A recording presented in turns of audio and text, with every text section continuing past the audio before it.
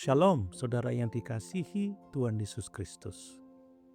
Hari ini kita membaca salah satu bagian yang paling menyentuh dalam kehidupan Musa. Setelah menceritakan kemenangan atas Sihon dan Og, Musa mengingatkan kembali bagaimana wilayah di sebelah timur Sungai Yordan diberikan kepada suku Ruben, Gad, dan setengah suku Manasye.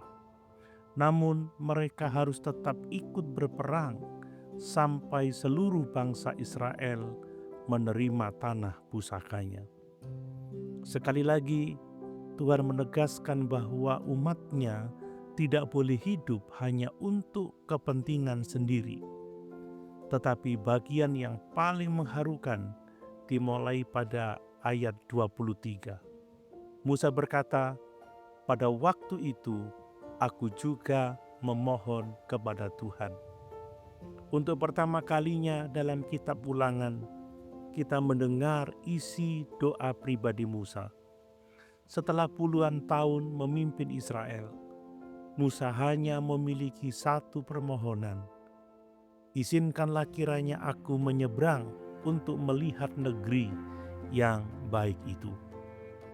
Saudara, betapa manusiawinya doa itu. Siapa yang tidak ingin melihat hasil dari kerja keras seumur hidupnya? 40 tahun Musa memimpin. 40 tahun ia menanggung keluhan umat. 40 tahun ia berjalan di padang gurun. Sekarang tanah perjanjian sudah di depan mata. Tetapi Tuhan menjawab, "Cukuplah, jangan lagi bicarakan hal ini kepadaku."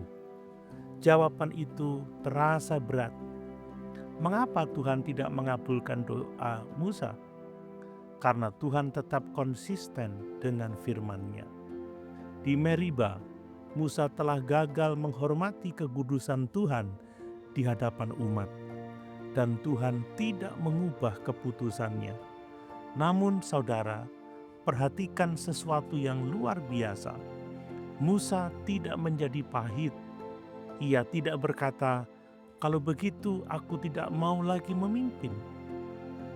Ia tidak berkata, "Kalau saya tidak masuk, biarlah mereka juga tidak masuk." Sebaliknya Tuhan berkata kepadanya, "Berilah perintah kepada Yosua, kuatkan dan teguhkanlah hatinya." Dan Musa melakukannya. Inilah kedewasaan rohani yang luar biasa. Musa rela melepaskan apa yang tidak Tuhan berikan kepadanya, supaya generasi berikutnya dapat menerima apa yang Tuhan sediakan bagi mereka. Saudara, tidak semua orang mampu melakukan itu. Ada orang yang sulit melepaskan jabatan, sulit melepaskan pelayanan, sulit memberi kesempatan kepada generasi baru, karena ia ingin tetap menjadi pusat. Tetapi Musa mengajarkan sesuatu yang berbeda. Ia memahami bahwa yang terpenting bukan apakah saya menikmati hasilnya, tetapi apakah kehendak Tuhan digenapi. Saudara, bukankah ini juga hati Kristus?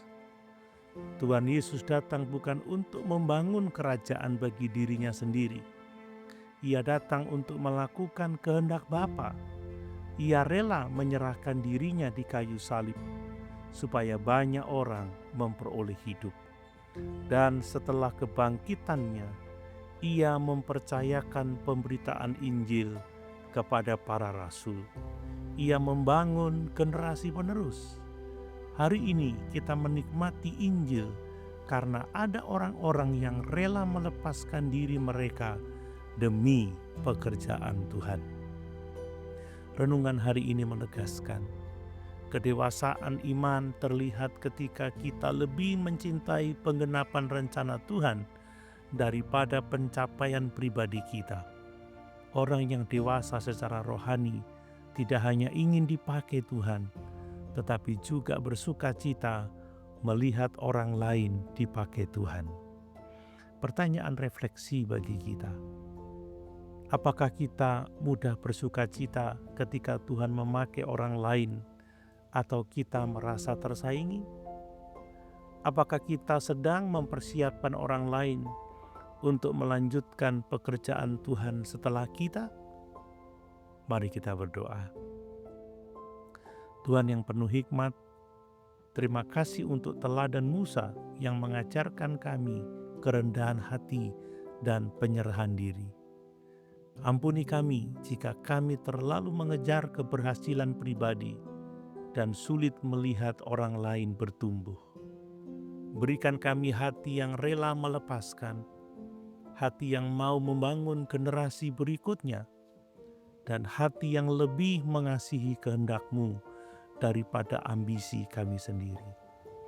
Biarlah hidup kami meninggalkan warisan iman, sehingga ketika tugas kami selesai, pekerjaan-Mu tetap berjalan dan nama-Mu semakin dimuliakan. Di dalam nama Tuhan Yesus kami berdoa. Amin.